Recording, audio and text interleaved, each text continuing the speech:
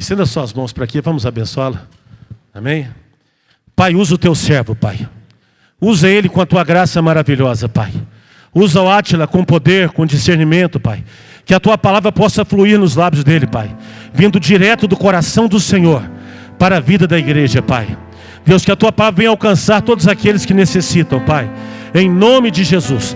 Que a tua palavra venha de forma transformadora, Pai. Em nome de Jesus. Quebrando cadeias, despedaçando grilhões, ó Pai. E fazendo aquela obra que só o Senhor pode fazer. Em nome de Jesus. Amém, irmãos. Pai do Senhor. Glória a Deus. Abra comigo sua Bíblia em 1 Reis, capítulo 17.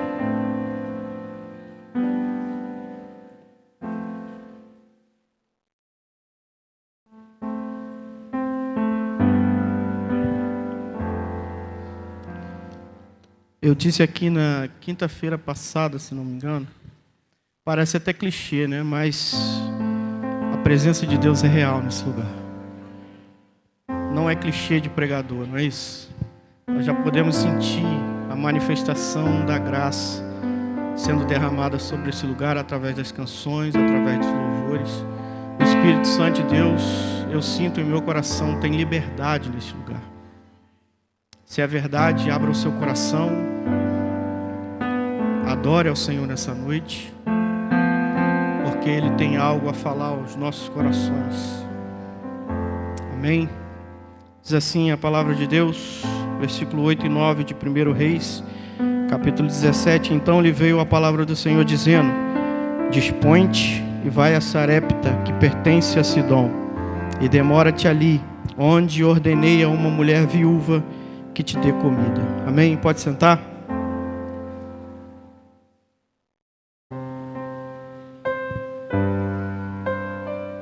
Confesso que sempre parece a primeira vez. A gente treme, a voz vai embora, a boca seca, mas é com a graça de Deus que nós seguimos. Amém? Irmãos, o texto que eu acabei de ler é um texto muito conhecido. Nós já ouvimos pregar sobre ele inúmeras vezes. Os irmãos, tenho certeza que já ouviram mensagens extraordinárias vindo da parte de Deus a respeito deste texto. Mas eu gostaria de ministrar aos nossos corações nessa noite algo que eu ministrei na nossa célula a respeito desse texto. Eu gostaria de falar sobre provendo no improvável. Nós servimos a um Deus que provê na nossa vida, ainda que em circunstâncias improváveis. E esse texto fala conosco sobre isso. Algumas características desse texto me chamam a atenção para o improvável de Deus. Eu gostaria de compartilhar com os irmãos essa noite.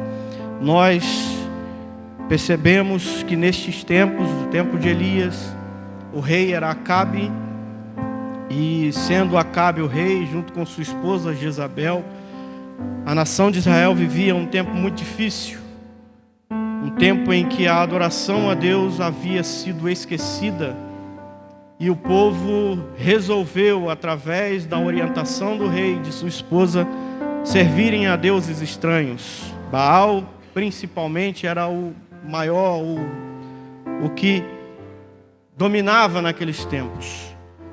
E nessa situação, vivendo no meio de tudo isso, estava o povo de Israel, no meio da idolatria, vivendo em meio à apostasia. E além da idolatria e da apostasia, os profetas de Deus começaram a ser perseguidos por Jezabel, porque Jezabel desejava matá-los. No meio de tudo isso, Deus levanta o profeta mais empolgante do Antigo Testamento. Quando nós ouvimos falar a respeito de Elias, eu, por exemplo, fico com o coração muito alegre, empolgado de ouvir a história desse homem. Eu tenho certeza que nós que estamos aqui já ouvimos muitas mensagens sobre Elias que alegraram o nosso coração, fortaleceram a nossa fé, porque Elias é um homem, a história de Elias é uma história empolgante.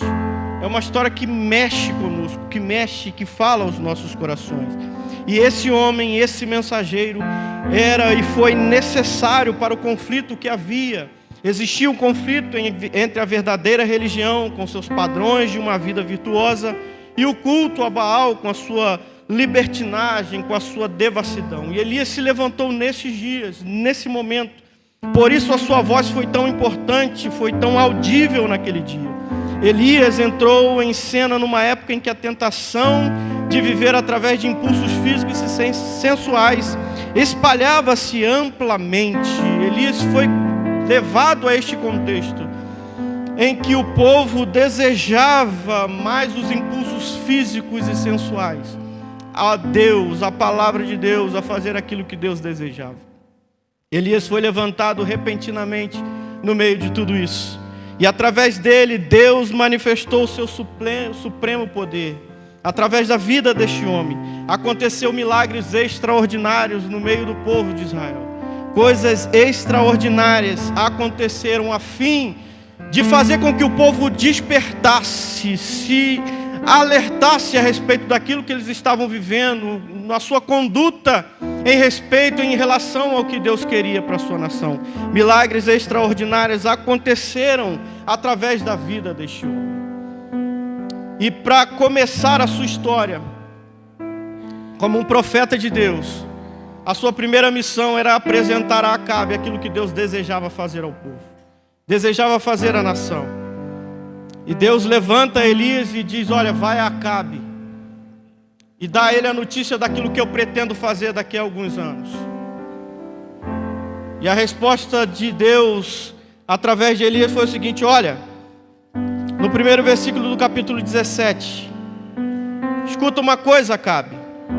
Assim diz o Senhor: perante cuja face estou, nem orvalho nem chuva haverá nestes anos, segundo a minha palavra. Isso aqui é interessante, irmãos. Eu estava pensando a respeito disso hoje à tarde, que nós durante algum tempo vivemos algumas teologias muito deturpadas, entre elas a confissão positiva, que usam esse texto para dizer o seguinte: olha, conforme a palavra de Elias é que Deus fez com que não chovesse. É uma mentira, porque Elias estava vindo de oração. Tiago chega a dizer que ele orou incessantemente para que aquilo acontecesse. Então Elias estava vindo de oração. Nada disso é porque eu falei, Deus tem que assinar embaixo. Não existe isso. Elias estava vindo em resposta àquilo que Deus desejava fazer à nação. Ele se levantou para falar aquilo porque Deus havia dado a ordem. Não existe esse negócio de confissão positiva. Ah, não, eu falei, vai acontecer, Deus tem que assinar embaixo, porque eu sou um homem de oração, porque eu... Não, cuidado com isso. E alguns usam esse texto para confirmar isso, para viver uma vida dessa forma. Não, se eu confessar, a vitória vem. Eu vou determinar e Deus tem que fazer. Cuidado com isso. Nós, como servos do Senhor, precisamos estar inseridos dentro daquilo que Deus deseja para nós. Porque a gente começa na nossa vida a tomar decisões e fala assim: Deus, olha, eu tomei uma decisão errada, me socorre, me ajuda. Então a gente precisa tomar muito cuidado com isso, para não ter o costume de querer colocar Deus contra a parede. Quem somos nós? Quem somos nós para vivermos uma confissão positiva?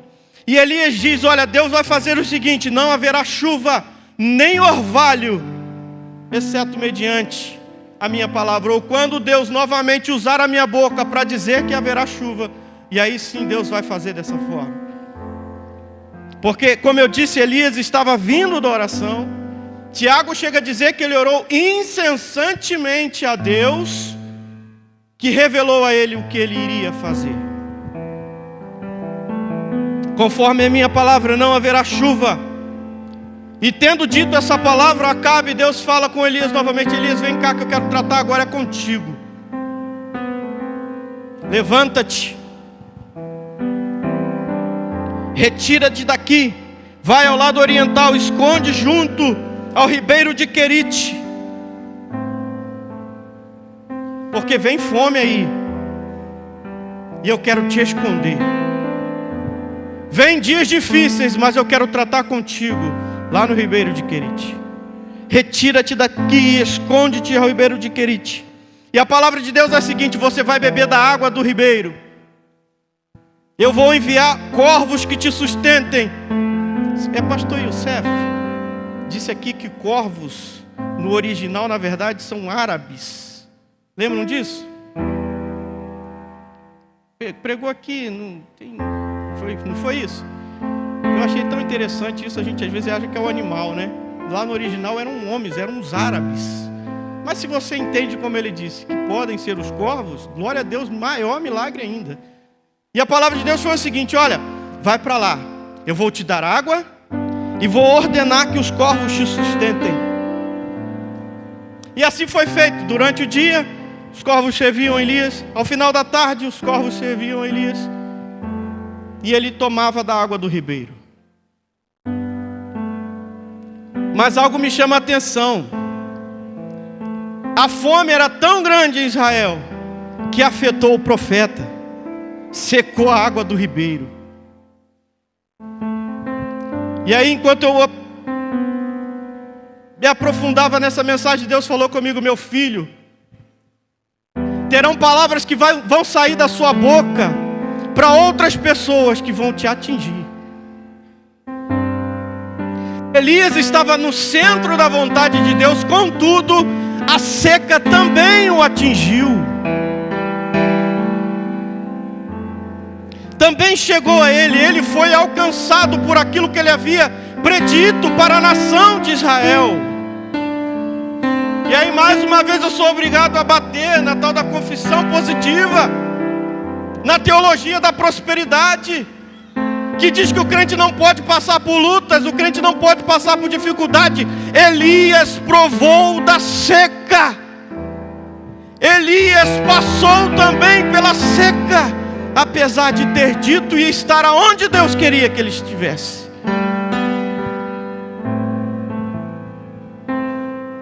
Deixa eu te falar o que Deus ministrou ao meu coração essa tarde. Meu filho, nem sempre estar no centro da minha vontade significa que você vai estar passando dias de bênção e de vitória. Nem sempre estar no centro da minha vontade serão dias de vitória. Haverão dentro do centro da vontade de Deus dias difíceis. Haverão, ainda que nós estejamos dentro do centro da vontade de Deus, haverão lutas, haverão crises, elas chegarão até nós. Mas ouça que o Espírito Santo de Deus tem para nós nessa noite. Ainda que em meio à crise, ainda que falte água no ribeiro de Querite, Deus estará conosco. Deus estará contigo no meio das suas crises. Não se preocupe. Deus estará contigo. Deus estará contigo. Deus estará contigo. Isso é difícil, irmão. Compreender isso é muito difícil para mim. Mas Deus, eu estou no centro da tua vontade. E agora eu estou passando por lutas. Eu estou passando por crises. E Deus falava comigo: meu filho, não se preocupe.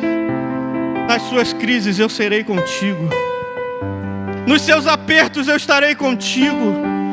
Quando as lágrimas rolarem no seu rosto, eu estarei contigo. Quando vierem dias em que o céu estará nublado, eu estarei contigo, te garantindo, te sustentando, aliviando as tuas dores. Eu estarei contigo. Estarei contigo.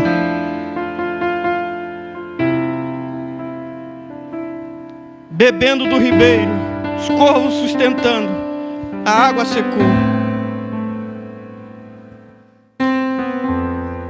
Elias estava num momento de conforto.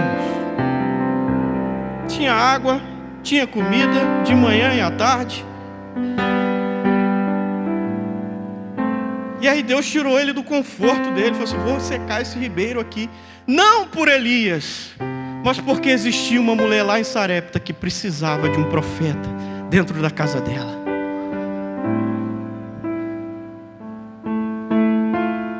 Talvez Deus vai te tirar desse conforto aí, não por você. Você é bênção. Você é mulher, homem de Deus. Mas Deus vai te tirar desse seu conforto, porque existe alguém que precisa ser abençoado por você, por uma palavra tua, por um abraço seu.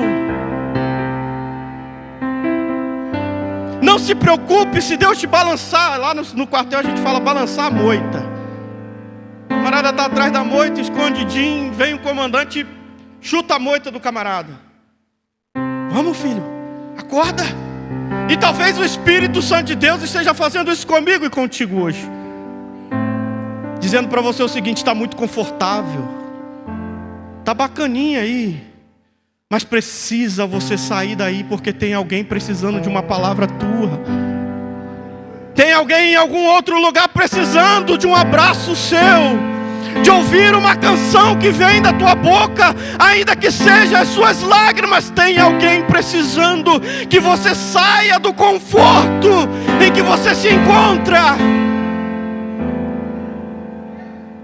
E talvez sair desse seu lugarzinho aí vai doer, vai apertar. Mas ouça o que o Espírito Santo de Deus está dizendo: tem alguém muito pior do que você precisando que você saia daí. Tem alguém em um lugar muito pior que o seu, precisando que você saia do conforto.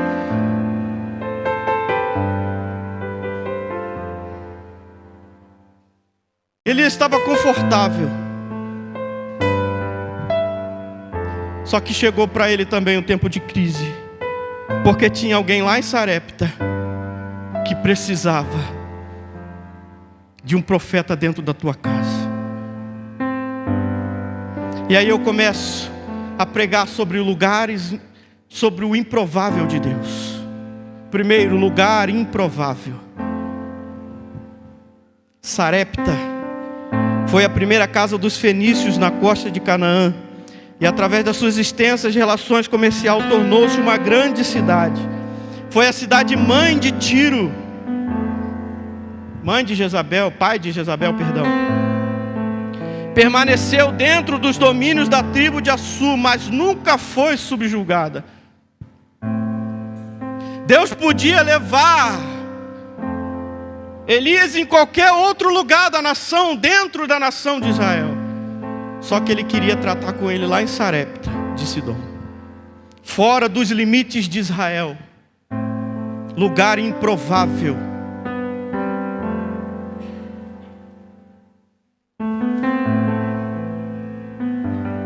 Talvez você esteja em um lugar improvável aqui hoje. Talvez Deus tenha te levado a um lugar que você não gostaria de estar. Talvez Deus te colocou em um trabalho que você não gostaria de estar nele. Talvez Deus te colocou em uma posição que você não gostaria de estar. Mas ouça o que Deus quer falar contigo, tratar contigo nessa noite. Eu te coloco em lugares improváveis, porque tem alguém precisando de você lá.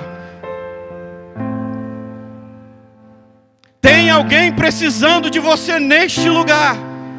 Permita que a sua vida seja usada para transformar outras vidas nesse lugar que não está sendo um bom lugar para você. E aí o gostoso está aí em compreender o que Deus quer para nós, qual é a vontade de Deus para nós, quando Ele nos coloca nesses lugares, nos permite passar por esses lugares. Lugar improvável é lugar de provisão de Deus. Talvez não para você, mas para alguém.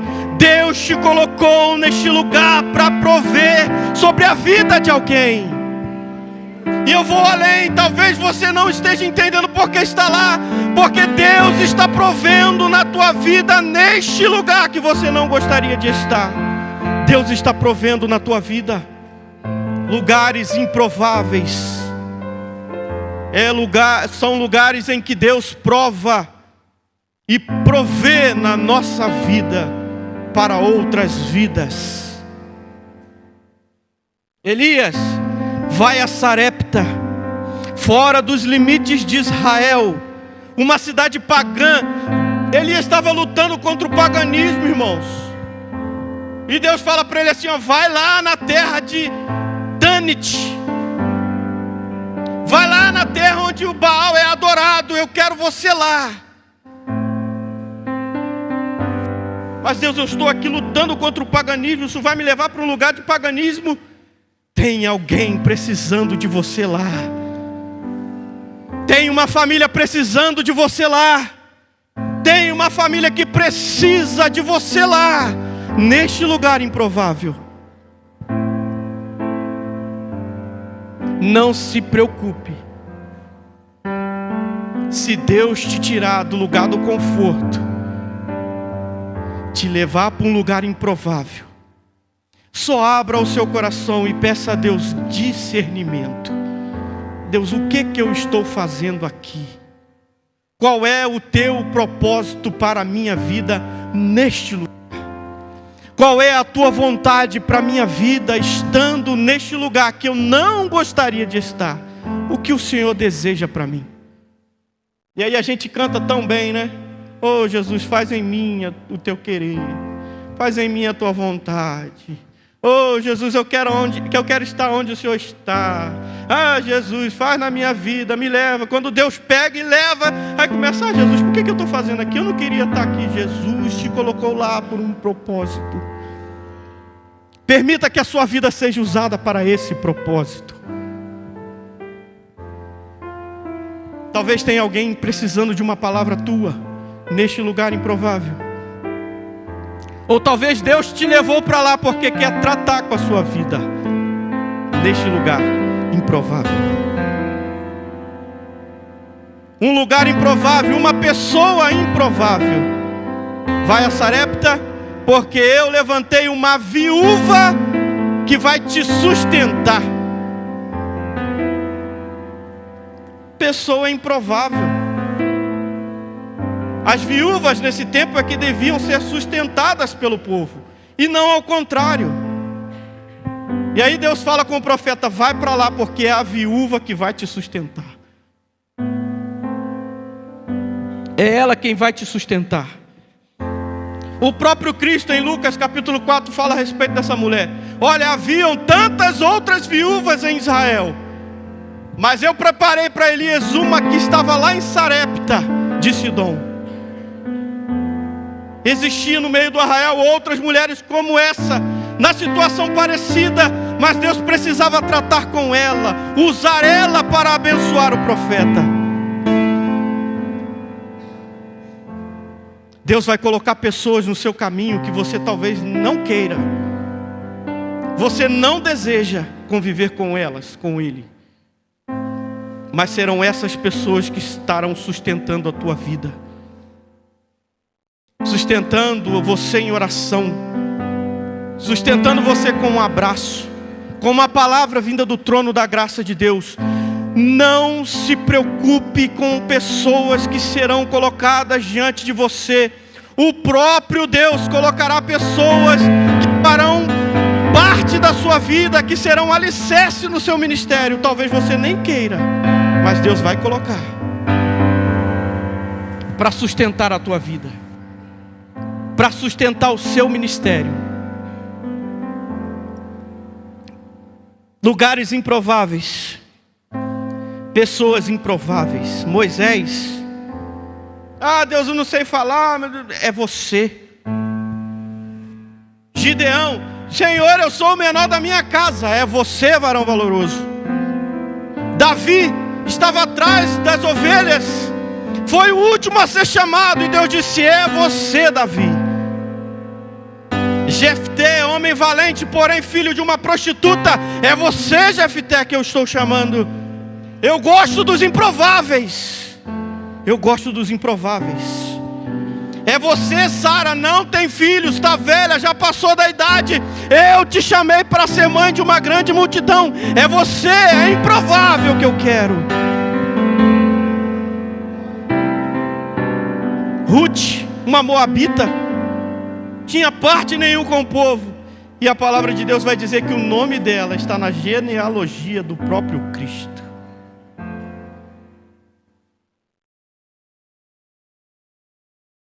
Eu creio que aqui estão improváveis. Pessoas improváveis entraram aqui hoje. Talvez você não se sinta capaz, mas ouça o que o Espírito Santo de Deus ministra ao seu coração agora. Eu vou te colocar na vida de pessoas, ser o alicerce dessas pessoas. Talvez as pessoas vão olhar para você, não, ela não serve, ele não serve. Foi Deus quem te colocou lá. Será Deus que vai te colocar nesse lugar. Então não se preocupe, Ele vai usar você, ainda que em seu coração você diga, eu não sou capaz, eu não posso. Deus vai usar a tua vida para ser o alicerce de outras pessoas. Você é o improvável que Deus escolheu. Você é a mulher improvável que Deus escolheu. É você jovem, é você adolescente que me ouve. Deus escolheu a tua vida para ser alicerce de outras pessoas. Deus te escolheu. Ainda que o mundo diga que você não serve, que você é o improvável, Deus escolheu você. Você foi escolhida por Deus. Você foi escolhido por Deus para ser alicerce para outras pessoas. Lugares improváveis, pessoas improváveis, quantidade improvável. O diálogo foi o seguinte: olha, faz lá o bolo, prepara primeiro. E a mulher disse, não tem nem para mim, para o meu filho. A quantidade que tem não vai dar nem para nós. Eu vou fazer, nós vamos comer e depois segue a morte, porque não tem mais nada. Quantidade improvável. Não há nada cozido. O que é somente um punhado de farinha, um pouco de azeite. Comeremos e não morreremos. E a palavra do profeta foi a seguinte: não temas. Não temas, ainda que aos seus olhos pareça pouco, não temas. Ainda que aos seus olhos as suas palavras não sirvam, não temas.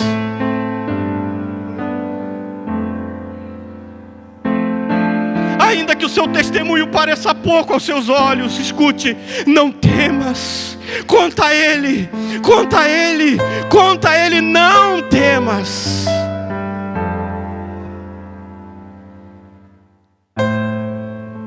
Parece pouco, não temas. E a resposta foi a seguinte: olha, não temas, a farinha da panela não se acabará, e o azeite da botija não faltará, até o dia que o Senhor fizer chover sobre a terra. Não vai faltar. Não vai faltar. Não vai faltar. Eu conto sempre um testemunho da minha queridíssima mãe, assalariada, ganhava mais que os filhos tudo junto, e de vez em quando a gente estava colando, mamãe, preciso de um dinheiro, e mamãe sempre no bolso, toma aqui. Durante algum tempo eu acompanhei ela até o mercado fazendo as compras. Por fim ela dizia assim: meu filho, vou fazer a lista e você vai comprar. E quando chegava a lista eu falava assim: mãe, impossível, com essa grana aí, não vai. Só crê, meu filho. Só crê. E eu ia, meu irmão, sabe aquele crente que parecia um crente mais fervoroso da vida? Ia pegando os produtos, Jesus tem misericórdia que não vai dar, o dinheiro é pouco. Jesus tem misericórdia, vou botar uma carrinha, a mamãe falou para comprar. Mas Jesus tem misericórdia, é pouco demais. E no final, meu irmão, passava no caixa, dava, ainda sobrava. Eu falava: Jesus, o que é isso? Sabe qual era o segredo da minha velha mãe? No caixa eletrônico. Ela recebia o dinheiro dela escondido lá no Rio de Janeiro, você imagina? Separava o dízimo lá no caixa. Esse aqui é do Senhor. Era pouco, mas Deus não deixava faltar. Era pouco, mas Deus nunca permitiu que passássemos necessidade. Escute o que Deus está dizendo. Ainda que seja pouco aos seus olhos, não temas, não vai faltar. Não vai faltar. Tem provisão de Deus na sua vida. Tem provisão de Deus ainda que pareça pouco aos seus olhos. Tem provisão de Deus no que é pouco. Deus pode multiplicar e vai multiplicar sobre a sua vida. Não temas, não temas, não temas. Foi ela e fez segundo a palavra do profeta. Comeram ela e sua família durante muitos dias. A provisão de Deus passou na vida daquela mulher por conta da obediência dela, em cumprir aquilo que o profeta havia dito. Parecia loucura, irmãos. Parecia algo impossível. Mas Deus faz quando o servo dele está disposto a obedecê-lo. Deus cumpre aquilo que Ele deseja sobre as nossas vidas quando nós estamos dispostos a cumprir a sua vontade. E quando eu entrei aqui, a gente sempre fica preocupado, irmãos, não tem jeito. A gente fica numa preocupação. E eu passei o dia, Deus tem misericórdia da minha vida. Tem misericórdia da minha vida. Que palavra, que eu vou pregar, que vai ser isso? Como é que vai ser isso, Deus? E quando eu entrei nesse lugar, o Espírito Santo de Deus ministrou algo ao meu coração muito interessante. Quando a gente olha para a provisão de Deus, a gente pensa logo no material. A gente já olha e já projeta o material de Deus. Deus vai prover na minha vida. Mas enquanto o ministério de louvor cantava, eu estava ali sentado, o Espírito Santo de Deus ministrava ao meu coração o seguinte: eu vou ministrar no espiritual. Eu quero providência no espiritual. Enquanto os louvores foram acontecendo, o Espírito Santo de Deus ministrava o meu coração. Eu vou fazer, eu vou prover no espiritual neste lugar. Pastor, Deus falava comigo o seguinte: olha, eu vou prover líderes neste lugar. Eu vou prover mulheres de oração neste lugar. Eu estou provendo músicos para esse lugar. Eu estou provendo mulheres, homens, pregadores da palavra. Eu estou provendo missionários neste lugar. O que Deus quer para a nossa vida nessa noite é prover uma geração cheia do Espírito, que vai mudar a vida de outras pessoas, que vai transformar a cidade Espera Feliz, que vai transformar o nosso estado. Eu quero saber se existe aí no seu coração espaço para isso. Existe aí no seu coração espaço para que o Espírito Santo de Deus promova mais do Espírito dele no seu coração? Se existe em nós espaço para a provisão de Deus.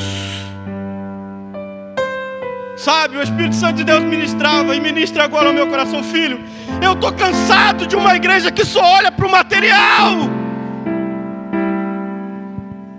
Chega, já acabou isso. Eu quero uma igreja cheia do meu Espírito. Eu quero prover isso para os meus filhos. Eu quero prover isso para essa geração. Que a minha igreja seja cheia do Espírito. Cheia ao ponto de aonde passar, espíritos sejam jogados por terra, enfermidades sejam curadas. Uma igreja que quando louva ao Senhor, espíritos são expelidos, curas são manifestadas, maravilhas de Deus são manifestadas. Eu sei, irmãos, é muito bom. É legal demais quando a gente tem a oportunidade de comprar um carro novo, adquirir uma casa, uma roupa. Mas Deus falava comigo: meu filho, não dá mais. Não é isso que eu quero para a minha igreja. Não é isso que eu quero para os jovens dessa geração. Não é isso que eu quero para os adolescentes. Eu quero enchê-los. Eu quero prover do meu Espírito sobre essa igreja. Eu quero prover do meu Espírito sobre essa geração. Eu quero encher a minha igreja com o meu Espírito. Fique de pé.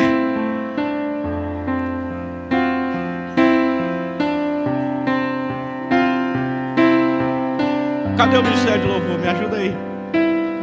Aleluia. Aleluia. Aleluia. O Espírito Santo de Deus quer encher a tua vida hoje. O Espírito Santo de Deus quer ser provisão sobre a sua vida hoje. Ele quer te encher de autoridade. Ainda que você olhe assim, Deus, não, eu não posso. Deus está falando, eu sou aquele que faz os improváveis. E eu quero usar a tua vida. Eu quero usar você. Deus quer encher a sua vida. Deus quer encher a sua vida. Deus quer te encher. Deus quer te encher. Chega de viver na superfície. É hora de ir mais fundo na presença dEle. É hora de ir mais fundo na presença dEle. Pessoas precisam receber do Espírito de Deus. Pessoas precisam ser curadas através da sua oração. Espíritos malignos precisam ser expelidos através da sua oração. Por favor, deixa que o Espírito Santo de Deus encha a sua vida hoje. Permita que o Espírito Santo de Deus encha a sua vida hoje. Permita que o Espírito Santo de Deus encha a sua vida. Ele quer usar você. Ele quer usar a sua vida. Ainda que você pense que é um improvável, Deus quer usar você. Se você se sentir à vontade, vem à frente. Nós queremos orar por sua vida. Eu quero orar por pessoas que estão incomodadas, que querem sair da superfície. Pessoas que estão incomodadas de viver uma vida de mesma coisa. Eu tô querendo vir para frente, ajoelhar aqui, meu irmão. Porque eu preciso disso. O Espírito Santo de Deus está falando comigo alguns dias. Meu filho, tá pouco demais, tá pouco demais. Passo o dia inteiro no Instagram, no TikTok, no Facebook, mas a minha Bíblia não lê mais. Já não ora mais, já não busca mais. Chega! Chega! Chega, Deus quer te encher. Deus quer usar a sua vida. Deus quer usar você. Se quiser vir à frente, venha. Se quiser vir à frente, venha. Eu disse, tem uma presença sobrenatural nesse lugar. O Espírito Santo de Deus está aqui, meu irmão. O Espírito Santo de Deus está aqui. Eu vim para cá com muito medo, eu confesso, um medo de pregar muito grande. Mas eu sinto o Espírito Santo de Deus aqui nessa noite. O Espírito Santo de Deus está movimentando vidas aqui hoje. Você não vai continuar da maneira que você se encontra. O Espírito Santo de Deus tem provisão para a tua vida espiritual aqui hoje. Deus quer te encher de uma forma sobrenatural. Deus quer fazer através da sua vida de forma extraordinária nessa terra. Você precisa de mais do Espírito. Você precisa de mais do Espírito. Você precisa de mais do Espírito. Pastores, por favor, me ajude. Vem aqui, pastores. Me ajudem nessa oração, em nome de Jesus. Tem provisão de Deus para a sua vida. Tem provisão de Deus para a sua vida. Tem provisão de Deus para a sua vida. Espírito Santo de Deus. Tu provês o fogo. Espírito Santo de Deus. Espírito Santo de Deus. Você que ficou aí atrás, feche os seus olhos. Estenda suas mãos para cá. E abençoe essas pessoas que aqui estão. Rafael, venha também, ajuda aqui em oração, Rafael, em nome de Jesus. Keila, E eu me abro venha. por inteiro. Em nome de Jesus. O Espírito Santo de Deus está capacitando pessoas aqui. O Espírito Santo de Deus está enchendo pessoas aqui de forma extraordinária, de forma sobrenatural.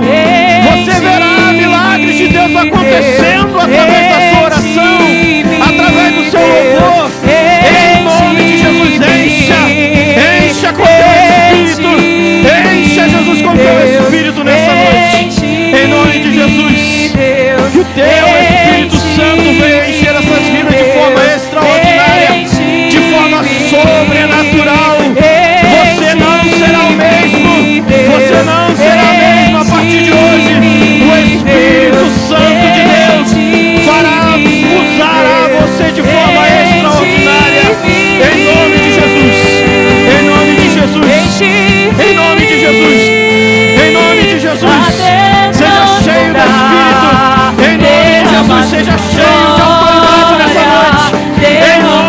Jesus seja